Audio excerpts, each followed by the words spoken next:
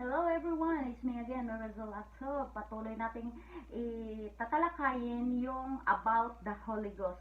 Kung ano ang evidence sa isang tao na makatanggap siya ng Holy Ghost o Holy Spirit ng ating Panginoon.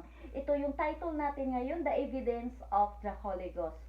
Sabi pa sa Acts chapter 2 verse 4, ito yung nagsasabi, "And they were all filled with the Holy Ghost and began to speak with other tongues as the Spirit gave them utterance." So sa Acts chapter 2 verse 1 to 4, ito ang record sa initial outpouring of the Holy Ghost when yung mga believers na sa upper room, yung nag-spoke with other tongues sila. Nalalaman ito when on the day of Pentecost, yung mga believers nag-gathered sila, they were in one accord sa upper room at nagdasal sila at doon ipinupur out ng ating Panginoon yung Holy Ghost niya. Don't speak with tongues when they receive the whole Holy Ghost. This is a legitimate question and one that deserves sincere and honest consideration. In considering the necessity of speaking with other tongues, the Bible is our sole source of information. Amen. Who spoke with tongues in the scripture? Ating tatalakayin kung sino ang mga taong nag-spoke with other tongues with script supporting verse sa scripture. Mababasa natin sa Biblia. Hindi ko ito salita pero mababasa natin ito sa Biblia. First, everyone in the upper room was filled with the Holy Ghost. Mababasa natin ito sa Acts chapter 2 verse 4. Ito yung record sa Day of Pentecost when the disciples nag-wait sila na ang ating Panginoon i-filled sila sa Holy Ghost and began to speak with other tongues as the Spirit gave them utterance. None were excluded. Everybody nga nasa upper room, the 120 people speak with other tongues. They receive the Holy Ghost and speak with other tongues. That is the evidence na ikaw ay nakatanggap ng Holy Ghost. Dahil yung mga tao na nasa upper room, according to Acts chapter 2 verse 4, kung babasahin natin ang Biblia, sila nag-speak sila ng iba't ibang lingwahe na hindi nila lingwahe.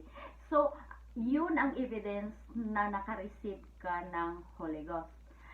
Alam mo, maganda pakiramdam kung ma-receive mo ang Holy Ghost. Kasi kahit na wala kang pira, kahit may problema ka, magaan na magaan yung loob mo. Kasi marami na mga testimony, kahit na sino pa man na tatanungin mo yung naka-receive ng Holy Ghost kung ano ang pakiramdam nila. May unspeakable joy sila. Iba ang happiness at iba ang joy na galing sa spirit ng ating Panginoon. Alam natin na ang spirit ng ating Panginoon may 9 fruits ito according to Galatians chapter 5 verse 22 to 23. Sinabi ko sa previous na Bible study ko, ito ay may 9 fruits. Ito yung love. Yung wala kang Holy Ghost, hindi ka marunong magmahal, ang tigas-tigas ng puso mo. Pero kung may Holy Ghost ka na, ang Panginoon magturo na sa iyo kung paano ka magmahal sa kaaway mo, paano ka magmahal sa kapitbahay mo, paano ka magmahal sa mga taong hindi gumagawa ng maganda sa iyo. Kasi napapalitan na yung ugali mo. Yan ang nagbigay sa iyo ng, kasi hindi natin kayang kontrolin ang ugali natin. Kung pairali natin ang flesh natin, hindi natin ito kayang kontrolin. Only the Spirit of God ang makakontrol nito. Kaya kailangan bilang isang Christian na matanggap mo ang Holy Ghost o Holy Spirit na pinapromise ng Panginoon. Dahil ito ay magbigay sa iyo ng kalakasan sa pananampalataya mo. Kung ito ay marunong ka ng mag-love, may joy, kasi ito ang fruit sa Holy Spirit. May love, joy, may peace ka na that all passeth all understanding.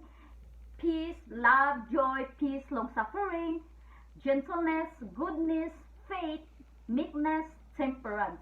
Yun ang fruits ng Holy Spirit.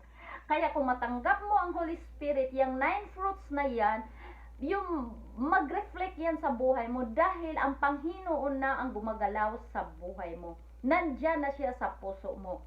Kaya ang nasa upper room, yung mga tao doon, nakareceive sila, nag-speak sila with other tongues ng Holy Ghost.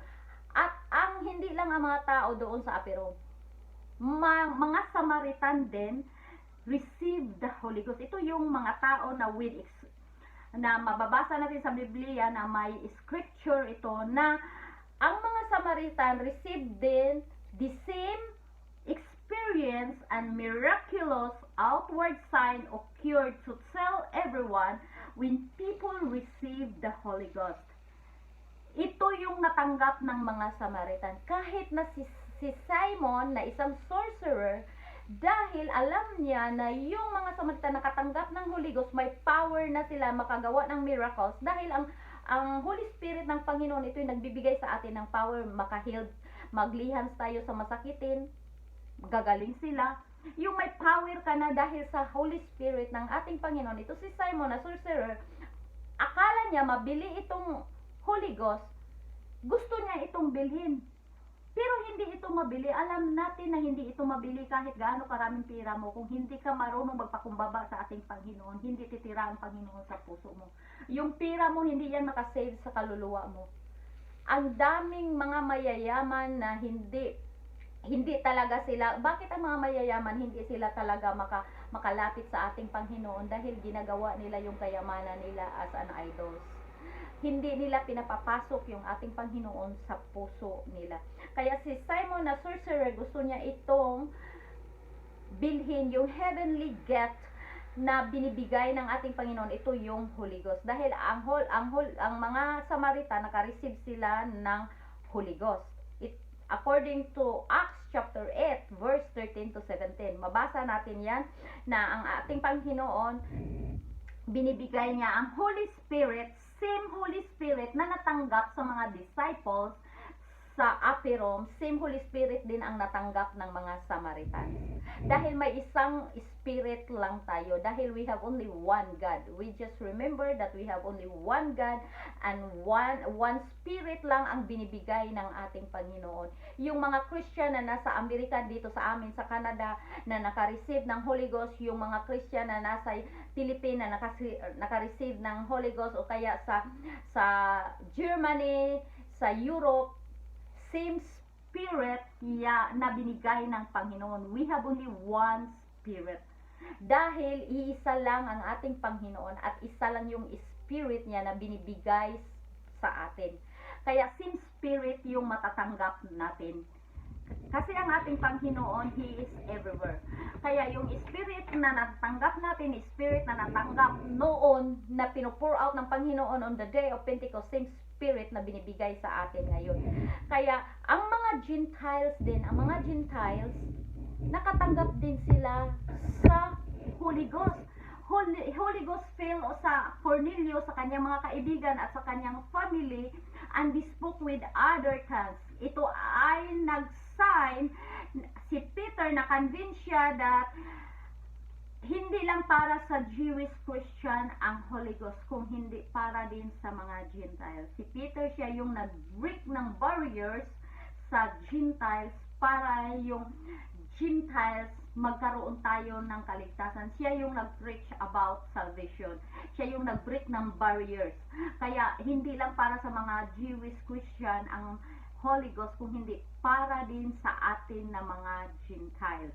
So ito ay mababasa din natin sa Book of Acts chapter 10 verse 44 to 48.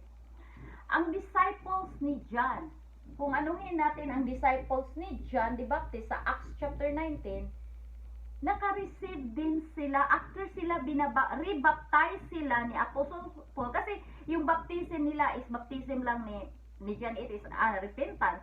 Pero nire-rebaptize sila ni Paul after na rebaptize yung mga disciples ni John the Baptist, na-receive nila yung Holy Ghost. They were all filled with the Holy Ghost as evidenced by speaking with tongues. The accompanying sign of speaking with tongues is either stated or strongly implied in every outpouring of the Holy Ghost recorded sa Book of Acts. Walang nakatanggap ng Holy Ghost na hindi speak with other tongues. So, ang evidence na nakatanggap ka sa Holy Ghost, hindi yung umiiyak ka, hindi yan yung umiiyak ka na nagdadasal, kung hindi nag-speak in tongues ka, yung nag-speak ka with other tongues, na hindi mo alam yung lingwaheng lumalabas sa bibig mo, pero yung communication mo sa ating Panginoon, nagdadasal ka.